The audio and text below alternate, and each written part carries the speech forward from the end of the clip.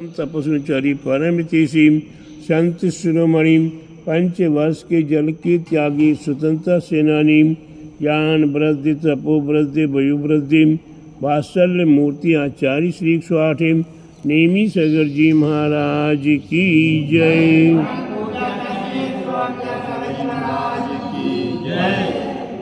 भव्य आत्माओं,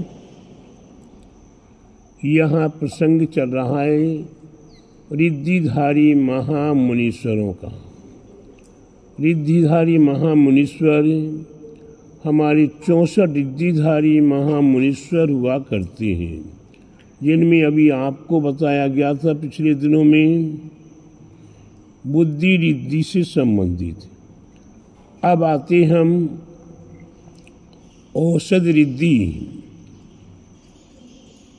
हमारे साधु संतों के लिए ऐसी ऐसी रिद्धियाँ प्राप्त हो जाती हैं जिनके पसीना के माध्यम से पसीना स्पर्श होते ही भयंकर से भयंकर रोग दूर हो जाते हैं।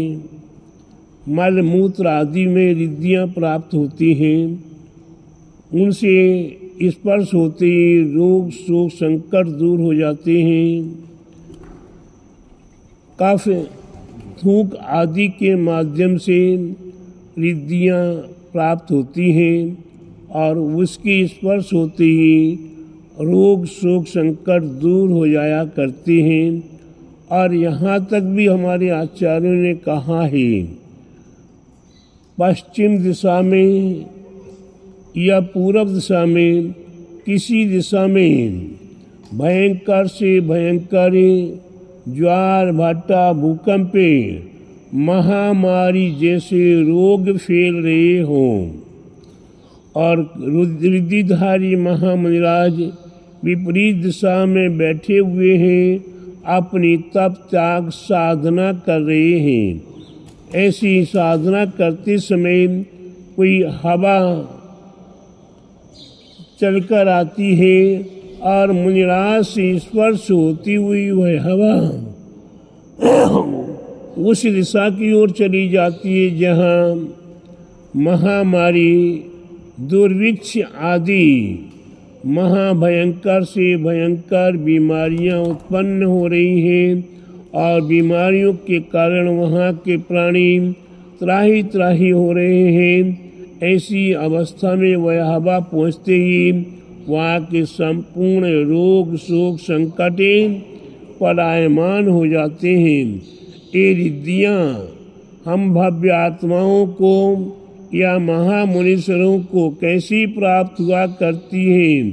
हमारे मुनिराज पसीना बहा बहा करे मेहनत कर कर के अपना तन अपना मन अपना अर्थ आदि किसी दूसरे भव्य आत्माओं की बीमारियों के मिटाने में समर्पित कर देते हैं। अपना भोजन अपनी नींद अपने और अन्य कार्यों को भूल जाते हैं, अपने कुटुंब परिवार को भूल जाते हैं, लेकिन सामने वाले के रोग शोक संकट आदि को दूर करने के लिए निरंतर प्रयत्नरत रहते हैं। ऐसे भव्य महापुरुषों ने ये पूर्व भाव में पुण्य अर्जन किया है। उन्हीं भव्य आत्माओं को ये औषध रिद्धियाँ प्राप्त हुआ करती हैं। इनका संपूर्ण शरीर जिनको औषध रिद्धि प्राप्त हो जाती है, ऐसे शरीर के धारक रिद्धिधारी साधु महाराज, उनका संपूर्ण शरीर इतना पवित्र इतना पवित्र इतना पवित्र हो जाता है कि उस शरीर को स्पर्श करते ही अनेकों भव्य आत्माओं के महान महान संकट महान महान बीमारियां दूर हो जाया करती हैं। जैसे कि अपन ग्रंथों में पढ़ते आए हैं और सुना भी होगा आप लोगों ने कि वह दुर्गंधा कौन दुर्गंधा का क्या हुआ था? उस दुर्गंधा ने मुनि को देखकर गिलानी उत्पन्न की थी। उसके फलस्वरूप उसका संपूर्ण शरीर दुर्गंधमय हो गया और उसने जब उपवास मुनि के माध्यम से ही उपवास व्रत आदि किए, उसके उपरांत हुए मृत्यु को प्राप्त होकर अगले भाव में उत्पन्न होकर उसका शरीर कैसा हो गया? उसका शरीर इतना पवित्र हो गया, इतना पवित्र हो गया कि उसके शरीर के स्पर्श किए हुए जल के माध्यम से जन जन के रोग समाप्त हो जाते थे, जन जन के संकट दूर होते थे। प्यारे बंधु, ये रिद्धि उसको प्राप्त रिद्धि नहीं हुई, उसके लिए तो ये सद्भावना के माध्यम से ये उसके शरीर में प्रभाव हो गया। ठीक उसी प्रकार से अनेकों प्रकार की रिद्धियाँ हमारे आपके लिए औषध रिद्धि हर जगह संसारी प्राणी चाहता है उत्तम सुख निरोगी काया। कोई बीमार होना चाहता है? बोलो तो सही।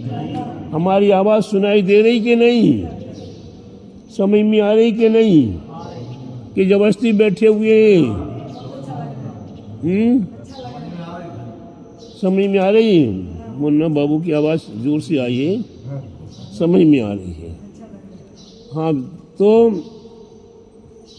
मुनिराज के शरीर में वह क्षमता, वह शक्ति प्राप्त हो जाती है कि उनका संपूर्ण शरीर हमारे आपके रोगों को दूर करने में समर्थ होता है। प्यारे बंधुओं, इसीलिए हमारे आपके लिए साधुओं की वैयावृत्ति करने का निर्देश दिया है। क्या दिया निर्देश? आजकल के पूंजीपति, भैया बुरा मत मानना, आजकल के पूंजीपति, आजकल के विशिष्ट पदाधिकारी, अध्यक्ष, मंत्री आदि आदि क्या करते हैं? अपने तन से तो होता नहीं है। क्या नहीं होता? अपने तन से तो होता नहीं है। अपने द्वारा वैयावृत्ति आदि की नहीं जा पाती है, क्योंकि अपने माँ बाप की भी सेवा नहीं की थी, तो अब क्या करें साधु की सेवा? तो क्या करते हैं? हर जगह नौकरों को लाकर खड़ा कर लेते हैं। अगर चौका भी लगाना है तो बड़े बड़े शहरों में देखते चले आ रहे हैं, चौका लगाना है, चातुर्मा साधु का करवाना है तो चौका लगाना पड़ेगा। अब चौका लगाना पड़ेगा तो क्या? नौकरों को बुला बुला के आज उन नौकरों को पढ़े नहीं है, लिखे नहीं है, उनको सही रूप से मन शुद्धि, वचन शुद्धि, काया शुद्धि, आहार जल शुद्ध है, बोलना भी नहीं आता है, उनकी क्या कीमत हो रही है? उनकी क्या कीमत हो रही है? पढ़े लिखे व्यक्तियों को 500 रुपया, 400 रुपया रोज का नहीं मिल पाएगा, और उनके लिए 600, 700 और 800 रुपया रोज का प्राप्त कर रहे हैं। केवल मात्र आहार बना दिया। पूंजीपति बाद में आ गए, पदाधिकारी पीछे से बाद में आ गए। महाराज जी, मन शुद्धि, वचन शुद्धि, काया शुद्धि, आहार जल शुद्ध है। उन्हें ये पता नहीं है कि इस आहार में पानी कैसे लगाया गया। उन्हें ये नहीं पता कि दूध कैसे इसमें लगा है, काम में आया है चौके में। फल सब्जियों में नमक, मीठा, तेल, मिर्चा आदि डाला कि नहीं डाला है, कोई पता नहीं है, क्योंकि हमने बनाया ही नहीं है। क्यों मुन्ना बाबू? बनाया ही नहीं है, ना हमने बनाया, ना हमारी बीवी ने बनाया, ना हमारे माँ बेटी ने बनाया। बनाया पका पकाया माल मिला, और उसके बाद भी आहार दिया। पीछे फिर मुड़ के नहीं देखना कि जो माल बचा हुआ है उसे हम थोड़ा बहुत खा के देखे तो सही हैं। अब उसमें दीदी बोल रही है, राधा दीदी बोल रही है, उसमें नमक नहीं है, मिर्चा नहीं है, मसाला नहीं है, तो कैसे गले से उतरेगा। एक बार की घटना मेरे को याद आ गई। रांची के अंदर है, कहाँ? रांची है। पहले बिहार में था उस समय पे, अब झारखंड हो गया। अब ऐसे रांची के अंदर घर घर में चौका लग रही थी।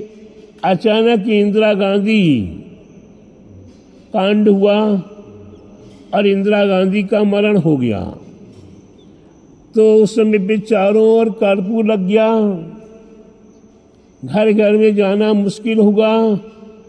तो चौका लगाने के लिए मिलिट्री की गाड़ी के माध्यम से कुछ हमारी माता बहनें, उसमें नौकरों की परंपरा नहीं थी, तो हमारी माता बहनों को कुछ तो परिवारों को लाया जाता और चौका लगा दिया।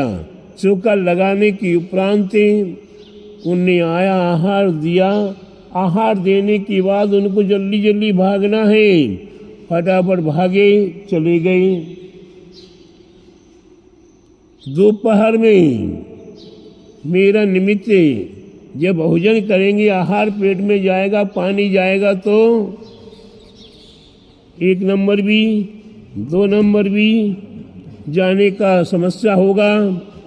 दोपहर में 1 बजे के आसपास मैं लघु शंका करने के लिए गया।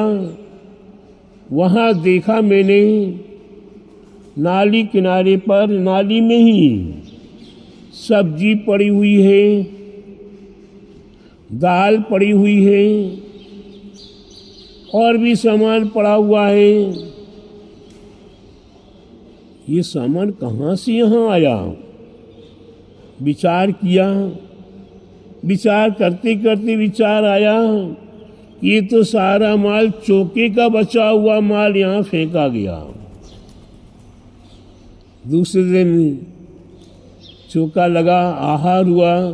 आहार होने के उपरांत पूछ लिया मैंने, ये बचे हुए भोजन का क्या करते हो आप? महाराज जी कुछ मत पूछो। हमने क्यों? बोले महाराज जी, ना इसमें आप न नमक है आपके आहार में, न मसाला है, न मिर्चा है, और न इसमें कुछ है। हमारे तो गले से नीचे उतरता नहीं है, इसलिए जल्दी जल्दी जाना है द्वारा। इसको नमक मिर्चा आदि लगा डाल के छोंक आदि कौन लगाए? इसको सल्टाया, बाहर फेंका और चले जाती। तो प्यारे बंधुओं, ऐसे भोजन आहार कराने से कभी भी पुण्य लाभ होने वाला नहीं है। मुनिराज के आहार होने की उपरांति जीव भोजन चौके में बचा हुआ रहता है। कम बचा हुआ तो ज़्यादा बचा हुआ हो तो उसमें से ग्रंथ के अंदर उल्लेख किया हुआ है, अगर कम से कम 1 कण भी, क्या 1 कण भी आहार ग्रहण किया जाए, भोजन ग्रहण किया जाए, वह परंपरा से नियम से मोक्ष को प्राप्त कराने का कारण बना करता है।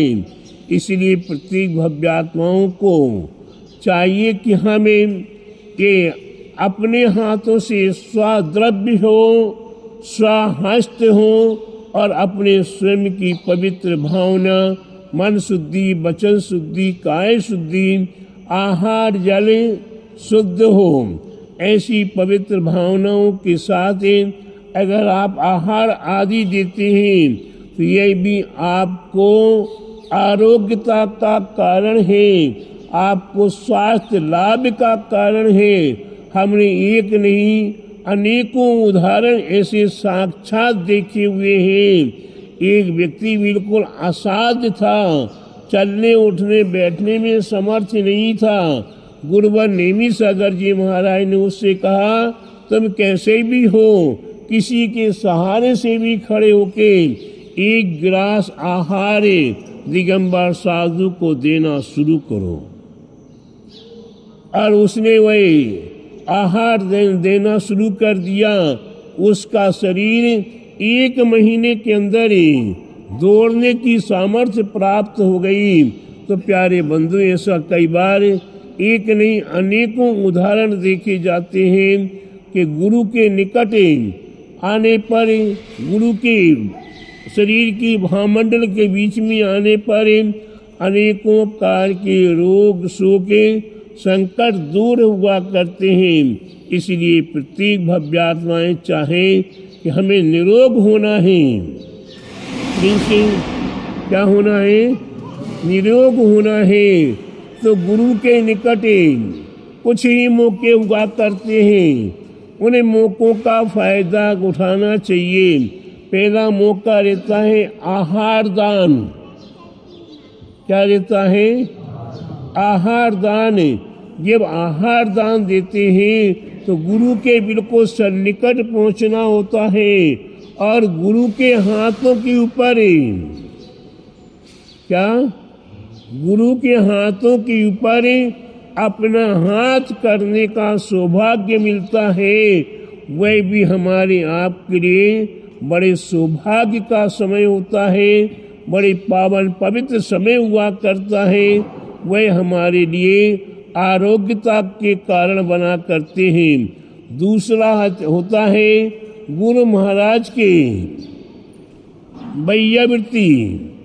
गुरु महाराज की वैयावृत्ति, वैसे गुरु महाराज का हाथ हर भव्यात्माओं के माथे पर हुआ करता है। और जब वैयावृत्ति करते हैं तो चरणों से लेकर माथे तक की वैयावृत्ति करने का सौभाग्य, गुरु के माथे पर हाथ रखने का सौभाग्य तब प्राप्त होता है जब वैयावृत्ति किया करते हैं। और ऐसी वैयावृत्ति करने से भी स्व पर कल्याण हुआ करता है। स्वामी पहले अपना कल्याण, हम तेल लगाएंगे गुरु महाराज के शरीर में तो सबसे पहले किसके हाथ में लगेगा? अपने हाथों में लगेगा। अपने हाथ में तेल का मर्दन होगा तो अपने शरीर के लिए भी लाभकारक होगा। और फिर गुरु के शरीर में लगाएंगे तो गुरु का वेदना आदि दूर होगा।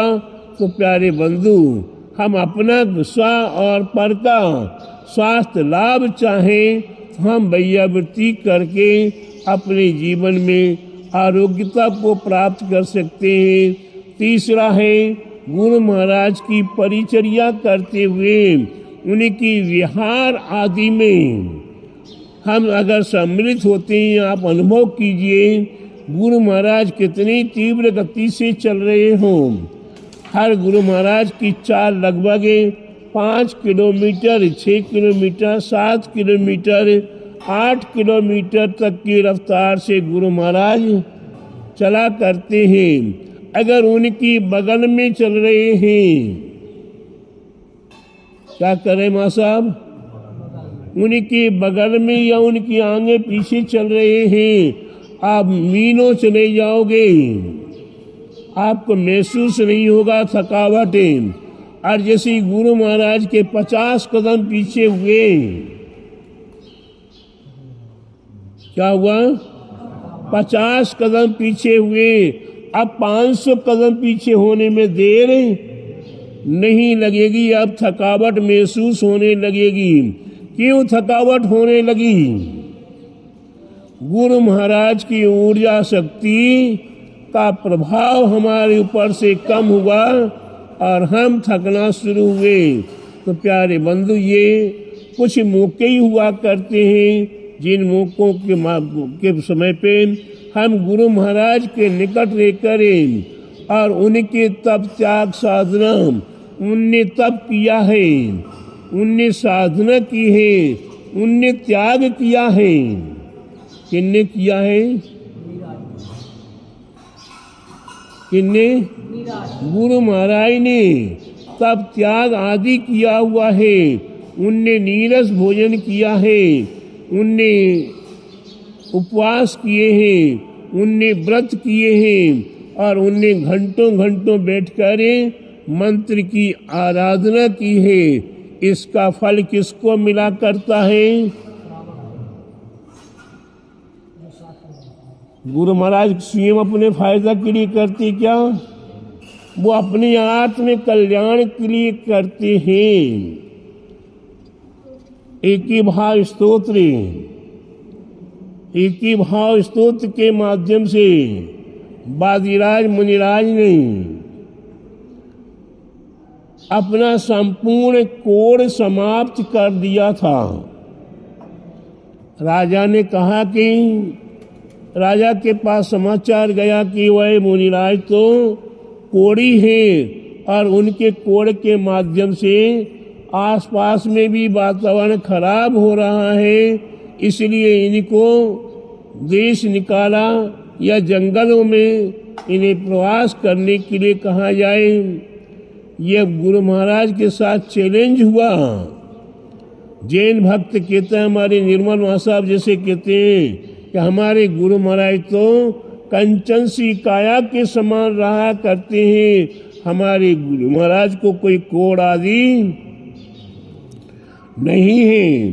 जब चैलेंज होता है तो जिन धर्म की रक्षा के लिए, जिन भक्त के प्रभावना के लिए, जिन भक्त के जीवन की सुरक्षा के लिए गुरु महाराज ने एक ही भाव स्तोत्र रचना शुरू कर दिया और उसके रचते रचते ही उनका संपूर्ण कोड समाप्त हो गया। हमारे गुरु महाराज बहुत दूरदृष्टि वाले हुआ करते हैं। आगे क्या होगा वे जान रहे थे। जिनने राजा के पास लाकर शिकायत की, अब राजा जब देखता कि गुरु महाराज बिल्कुल कंचन सी काया के समान है, इन्हें तो कोड़ आदि है ही नहीं, तो उसने शिकायत करने वाले ने ऐसा क्यों कहा? उसे बुलाया गया, तुमने ऐसा क्यों कहा? बोले गुरु राजन हमने देखा था। तो राजा गुरु महाराज से पूछा गया, गुरुदेव ये क्या बात है? तब गुरु महाराज ने एक छोटा सा दाग बचा के रखा था उंगली में और उन्होंने कहा कि इस भक्त ने कहा मेरी शिकायत की तो कोई गलत नहीं किया, ये हमारे लिए कोड़ उत्पन्न हो गया था। लेकिन जिन धर्म में ऐसी शक्तियां हैं, जिन धर्म में ऐसे प्रभाव है कि हमने एक ही भाव स्तोत्र की रचना की, हमारा संपूर्ण कोड समाप्त हो गया। हमने दूरदृष्टि को जान लिया था कि अगर हम ये कोड नहीं बचा के रखेंगे तो राजा किसकी शिकायत करने वाले की आफत कर देगा, उसे मृत्यु दंड भी दे सकता है, क्योंकि राजा का कोई पता नहीं कब सनक आ जाए और क्या आदेश कर दे।